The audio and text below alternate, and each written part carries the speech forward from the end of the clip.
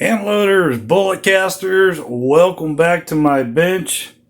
Folks, I am just so grateful to all of y'all out there that I've met recently that have really been a great encouragement to what I'm pursuing right now, which is, cast bullets in a 7.62 by 3.9 rifle. And this is something that I think is becoming a little bit more popular. I'm starting to see a lot of people asking questions about it, that sort of thing. So I have not really been a rifle shooter. I've wanted to be. Sometimes our situations kind of shape, those things for us. I can do a lot of pistol. I've got a range where I can pretty much shoot at 50 yards and less anytime I want to. It's not quite so much the same with rifles, so that's kind of hindered some of my pursuits. But I don't want to let that hinder me too much more, and I want to keep on going with this. Now, just to give you a little bit of backstory, several years ago, I came across this guy right here. It was actually a buddy of mine was selling it, and he offered me a really good deal, so I scooped it up. At that time in my life, I really was not into firearms a whole lot because I was living in a very urban environment, that sort of thing. I always was curious. So by the time I moved out here to where I am now, I got into it because I had the space to open up a little bit, and immediately I jumped into hand loading and bullet casting. I was never really a tactical rifle kind of guy. This seemed to suit what I needed. I felt like every American ought to own at least one firearm like this. And so I checked that block. I really enjoyed it. And it only made sense to me to get it a companion, which is this CZ 527 and 7.62 by 3.9. So if you're not real familiar with this cartridge, that's what this shoots. Typically a steel cased round. CZ, this is built to European specs, CIP specs. A lot of what's being manufactured now here in the United States is built slightly different. The tolerances are different. So understand that if you decide you want to get into hand loading for this cartridge, because especially bullet casting, because the throat, the groove diameter, and everything does not really hold that true SAMI style spec that we go by here. They go by CIP, which is actually carries a force of law in Europe. And you want to know which one you're loading for. You can run 308 bullets through there, but there's going to be a lot of slop because the groove diameter is tall, the throat's tall. And I'll get more into what I've gone through to get set up to load cast with this rifle as some time goes by. But what I want you to go ahead and know right now is, as a cast bullet shooter, one thing that I'm very particular about is, fitting my bullets to the throat. Okay, folks? So, the throat diameter is real important to know. You can use SaroSave, take a chamber casting. I've got one around here somewhere that I'd like to show you. My chamber casting showed me that I've got a throat diameter of 0.314, probably actually closer to 0.3145, which means that I need a bullet mold that will give me that diameter, which is an oddball diameter. Most of what's produced out there is going to be your 0.312, which is going to put me definitely 0.02 below throat diameter. It also has a groove diameter that tapers down to a 0.313. That's not a terrible thing, but that's still larger than what your commonly sold cast bullet molds are going to have. So got to keep that in mind, because just if you've watched my series about cast bullet success, where I go into great detail about fitting bullets properly to your gun and knowing your gun's measurements, you'll understand a lot more clearly why I don't really go with a production mold here. And the benefit to this groove diameter is that even though there's a taper, it's tapering down towards the muzzle end. So my bullet is, continuously should in theory, the best way I understand it, being stabilized. If it was the opposite way, where it was opening up, then my bullet might start doing some Texas two-stepping as it's getting towards the end of the muzzle. Don't really want that to happen. The Soviets, when they developed this thing here, I think they had a pretty good handle on those concepts as well, because if you ever pull apart steel-cased ammunition for this, it's a jacketed bullet, but it has an exposed lead core. And if I understand correctly, what's going to happen there is a concept called obturation, which we normally think of with cast bullets, may actually apply there and open up the back end of that bullet to fit whatever groove diameter that it is traveling through. So, we don't do things like that in the U.S. When we design a firearm, we go by a certain spec. We try to hold that spec real tight. American barrels, European barrels are a totally different thing. Now, if you've got one of these and like the Ruger American, yours might be built to American specs. You might be fine with 308 bullets. I don't know. Check it. Find out. But if they designed it to what the European spec is, which would probably be about 0.311, then it might take 0.311 bullets. I think CIP is more concerned that the diameter is no less than. They're not too concerned about greater than. It's just a different outlook. So I just want to go over a couple of things that I'm using here.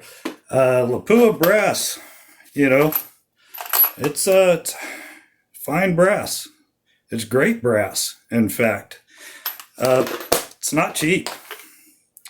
It is made in Finland, which I do kind of appreciate that about it, because, the Finnish are going to be, very knowledgeable on the CIP spec. Not saying that they couldn't do it another way. It's just, it makes me feel warm and fuzzy inside. It's also boxer primed. It takes a large rifle primer. So this is what I'm using here, working out of an old stash. Regular large rifle primer works just fine. The brass that you typically buy, I've also used gecko brass. You don't have to worry about that Burdan thing. And most of what's out there and available to you will work just fine with American primers. Here's just a little sample of the bullets that I've used. Now, some of y'all know that I don't powder coat, but that I'm interested in powder coating. So that's just going to happen one of these days. This comes from an Arsenal mold. That's this one right here that I'm holding up. It is a 145 grain mold. Actually, my alloy drops a little closer to a 143. And it is a pretty good clean diameter of 0.314, which is perfect for me.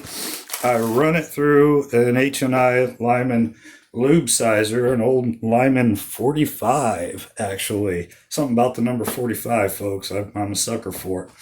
But anyways, yeah, that's traditional lube.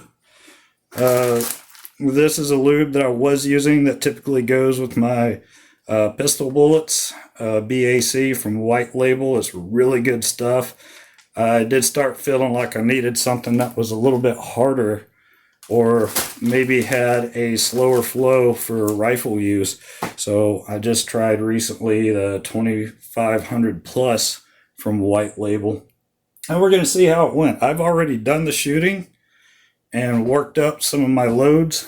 I'm using IMR 4227.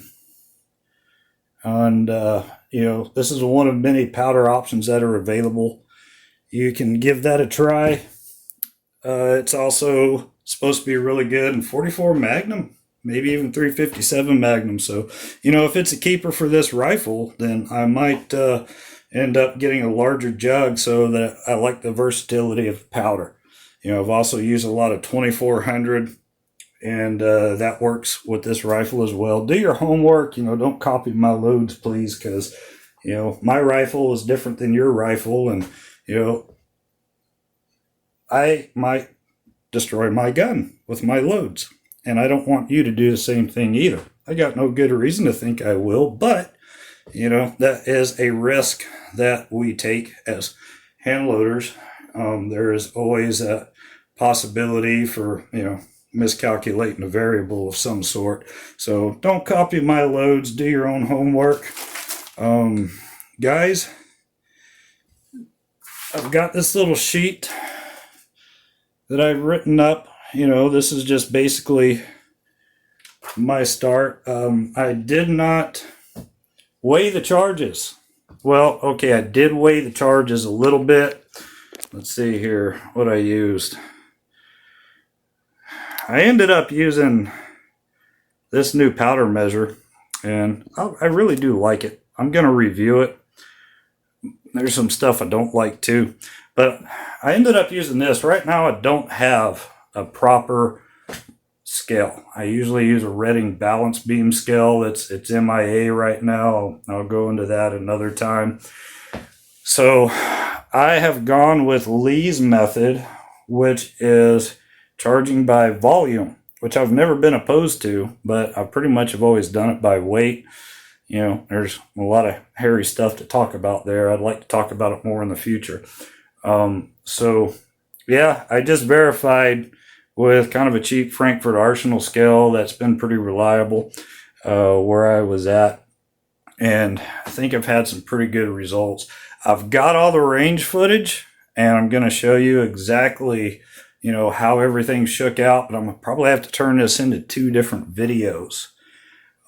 This actually might become 3 videos because I actually had 30 rounds to test. And I'll show you right there, my little Ziploc bag. I didn't want them falling out. I wanted to keep all my fired cases right where they belong so I could look at them and inspect them. But that's only half of the range that I have to work with in IMR. So one of these days, Lord willing, and the creek don't rise, I'm going to get out there and, work up the other half of IMR. I'm pretty happy with what I got there. I think I've got something to work with inside that. Understand this about 7.62 by 3.9. This is not a long range round. Okay? It really isn't. Pick what you're comfortable with, but understand that this was designed to be a battlefield round. You can do some damage at 400 yards, but just go ahead and understand that this bullet, drops like a sack of potatoes after about 200 yards. And you really want to work within your effective range. If you notice, what I've got here, the scope, that's usually more associated with a dangerous game scope because it's a low 4 power, and a lot of dangerous game guys prefer that quick reflex. And I thought that was ideal for this because it's a short range rifle, and that is a short range scope. I could put a 20 power lens on there, but can I actually work a load that I have confidence with that, hey, I can shoot at 500 yards and be good? No, not with this rifle. That's not really the intent of it. So understand its limitations. It's a heavy, slow-moving bullet that will do a lot in a short range. I personally kind of like to keep, 200 and less. 100 and less is probably even better, but I feel pretty comfortable with this cartridge out to 200 yards for most situations. So folks, we're going to be heading down to the range here real soon. This is going to be a fairly long session, and I've got some new equipment out there, new camera, so a lot of cool stuff might be happening. Not sure exactly that my camera is going to work too good, but bear with me and understand all I'm really trying to do is just map out the territory before, sit down and try to draw the map. So like, subscribe, and I'm going to be back to you here real shortly.